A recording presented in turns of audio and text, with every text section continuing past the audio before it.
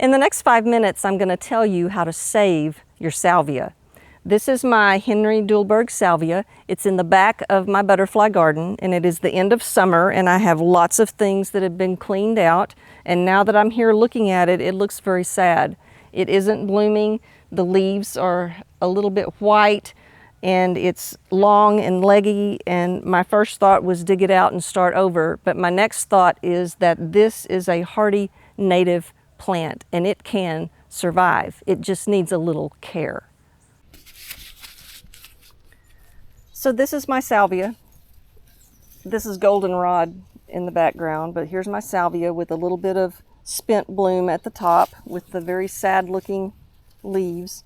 And this hardy native plant, after its first flush of blooms in the spring, it really is helpful to prune it back by at least 1/3. And that didn't happen this year, so that's part of why it's a little bit leggy. But when you prune it back, you want to go back to a stem about 1/3 of the way down the plant, and you want to cut right above that stem. And that's going to stimulate growth below the cut.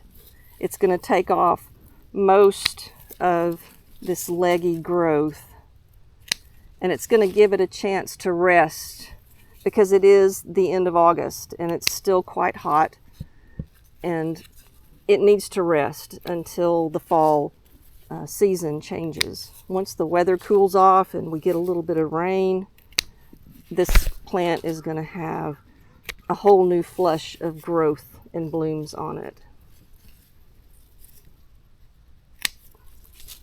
Now, some of the stems are dead from the ground, and that's all right. That's common. When that happens, I'm going to cut it off at the ground, and it will be stimulated at the roots to grow new stems. Now, this one, there's not a good limb to cut it back to. I'm going to cut it all the way back to this very first leaf right there. And that's a severe pruning that way, and I wouldn't do all of them that way, but a few of them, when that's the best chance you've got to give it a pruning, is to go back that far. It's not going to hurt it too much if it's just one limb. Now, my next thought might be that it might need fertilizer because it's had a busy spring blooming. But you never fertilize any plant when it's hot at the end of summer. Fertilizer usually comes at the beginning of fall. However, this is a native plant, and Henry Dulberg salvia, you only give it a light fertilizing at the beginning of spring. So this isn't going to need fertilizer in order to flush out with a new growth when the temperature cools down.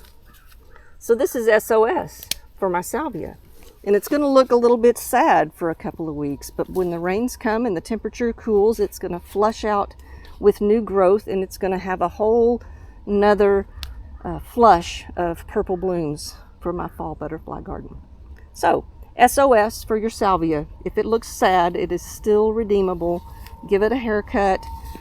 Don't give it any fertilizer, and wait for the temperature to cool off.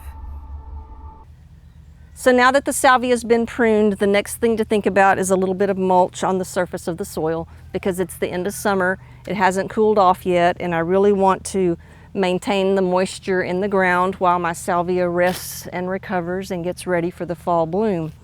And we're under oak trees, and so I don't want to put mulch on top of oak leaves. I want to be sure and get that out of the way. And I'm using a cedar mulch. And I choose cedar for a couple of reasons. One, it decomposes very slowly, so it lasts a long time. But the other reason is that many insects do not like the sap of the cedar. So it's its own little insect control when you use cedar mulch. So I'll be spreading this mulch all across the top of my salvias. And the next step in my butterfly garden will be to spread out some new plants for the fall. So you can look forward to that soon. Salvias are a great choice for any butterfly garden. There's more than 900 species worldwide, and almost all of them will bloom from the spring through the heat of summer, all the way until the first frost in the fall. And that's a great benefit for all of your pollinators. But you have to remember to prune them. It's an important step at the end of every flush of blooms to take them back by about a third, give them a chance to rest, and then they're going to flush out and bloom again, and your pollinators will be happy for it. Thanks for playing in the dirt with me, and I'll see you next time.